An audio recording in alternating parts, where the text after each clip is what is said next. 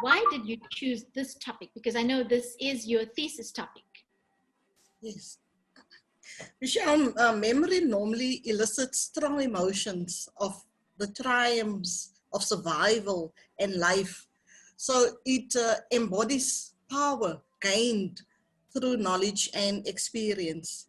Mm-hmm. So that is why some of the scholars even associate memory with life. You will see in my, when I do my introductory remarks, then you will see one of the scholars by the name of Nora, how he associates memory with life. So he regarded it as something of high value, very, very important. There's actually nothing else that can be regarded with, in the same sense of it if you compare it now with life. So there's also, you will see how people will also gain positive aspects out of this paper, because we will notice how through a negative experience, we can actually gain about power or strength. And then there's also a little bit of coverage with regards to healing and how memory can assist us with healing processes. Rachel, how can this topic help us in the South African context? Well, when we look at the reproductive repetition of experiences that people actually have through this process, then we can see that it has an anesthetic value, as it allows us to recall the past and focus on the positive elements that we can derive out of negative experiences. Can it help anyone, and how? We can see as memory actually is linked or associated with different fields of study. It can be linked with it can be linked with addressing social ills in our society, as well as when from an environmental point of view. In the paper itself, I've actually covered those two areas in actually indicated how memory can actually cover a number of fields or areas of study. Okay.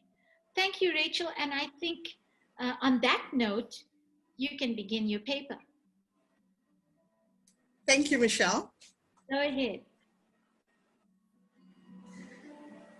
When we look at memory, then we'll see that memory has always been associated with psychology and psychoanalysis, with relatively few academics attaching other connotations to it. It was, however, the scholarly boom of the 1980s, with especially the literary works of Pia Noura and Yusuf Yerushalmi, that brought a historical perspective to this word. Noura felt so strong about this concept that he associated it with life and thus regarded it as very important and valuable. It was, however, the scholar Yusen that mentions the different form of art that serves as stimulant for cultural and aesthetic creativity. These art forms are the most symbolic objects of memory and ensures that this concept is enduringly linked to the present, as well as to beauty, intellectual accomplishments, and innovation. Memory is also regarded as a constitutive element of all forms of art. So by inviting me to this platform, I just picked up or noticed that the background and setting for this discussion is appropriate. But now, when we look from an etymological perspective, then we will see that from an etymological perspective, memory is being described by means of the root of it, memor, which means mindful, and then memore, which means a bringing to mind. So now, for the sake of this discussion, we will regard memory as a purposeful mindfulness of something, including an event or a person, a place, a period, or an experience. And this will enable us to recall, to reclaim, to reproduce anyone or anything for that matter. As this reconstruction is based on realities, it will or can, as such, be supported and reflected by authentic and reliable sources. When we look at Sayers, he is the author of the book, A Medley of Musings and Memories. Sayers described memory as a gift, something of huge value. And Sayers actually went on to say, and here I would like to quote him, he said, "It enables us in the twilight of life to sit back and in retrospect, walk through the garden of memories, plucking the flowers of comfort and pleasure that grew therein. Like bouquets, those happy thoughts of the past should be arranged before us like flowers in a bowl and not stowed away on the shelf or in a forgotten box." End of quotation. Sayers hereby indicated the importance of revealing, exposing, or exhibiting memory. And with these words, he admonished us not to shy away, ignore, belittle, sidestep, or disregard memory. And although memory serves as a testimony, of an event or person, it encompasses something even more phenomenal. It can, namely, serve as a witness of an occurrence without diluting, romanticizing, or softening the experience. And this brings about an anchored assurance, a confidence and truthfulness, which have the potential to enhance communication processes, information sharing, and human relationships. And it is this truthfulness that leads to trust, to goodwill, and genuine interest in other human beings, as well as their feelings and needs. And it is this concern of the needs of others that paves the way for acts of kindness, generosity, and resource sharing, which are vital indicators of empathy as well as sympathy towards our fellow human being.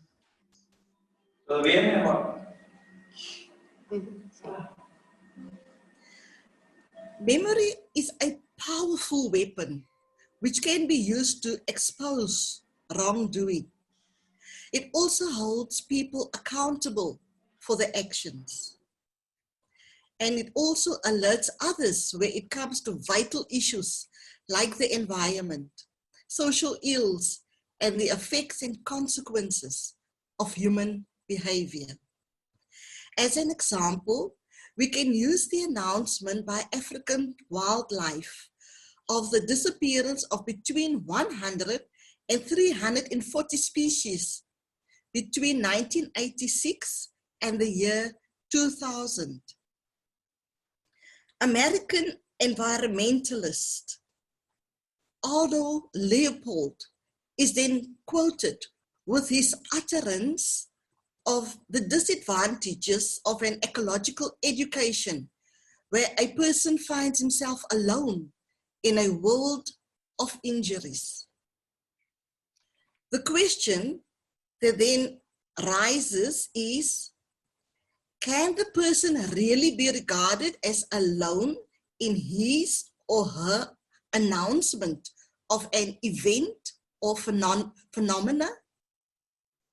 Is the uttering of the problem not raising an awareness of it? Is the utterance not indeed a cry for help, for attention, for an awareness of a certain matter or issue? In this aspect, memory has another positive element with regards to it. It contains elements of healing as matters of concern is revealed and brooding and cropped up emotions are released. These matters of concern are then placed in the limelight for interested ones to pay attention or to take note of.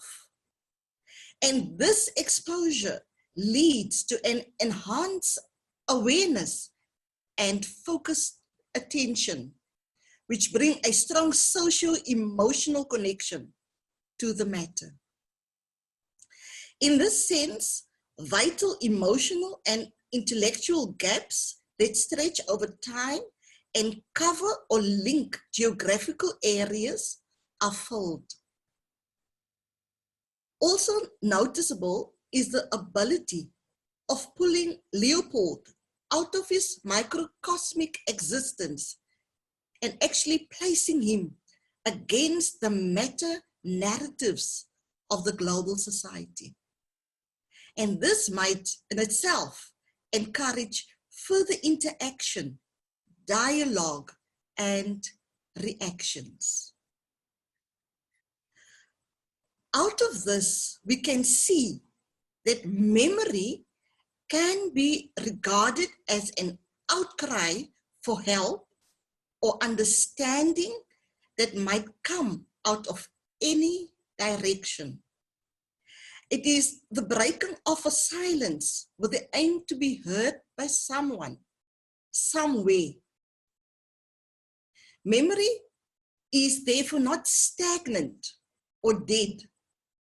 It rather calls for attention, investigation, examination, and analysis with the aim of sharing experiences so that other people can come to an understanding and gain insight from it. The whole learning and decision-making processes are thus based on memory. And then in conclusion, Michelle, I'd just like to mention that the intellectual depth and richness that is captured in memory has a silent, a lasting, and purposeful effect on different individuals and societies, because it broadens a person's horizon and it empowers people as it leads to a better understanding, which lessen insecurity and unsureness. And as memory elicits strong emotions of the times of survival and of life, it embodies power gained through knowledge and experience. The reproductive repetition of experience has as such an aesthetic value as it allows one to recall the past, but then to focus on the positive elements that we derive out of a negative experience. So let us therefore, like Saya said, in retrospect, walk in this garden of memories and find comfort and splendor in the flowers that grow therein. I thank you.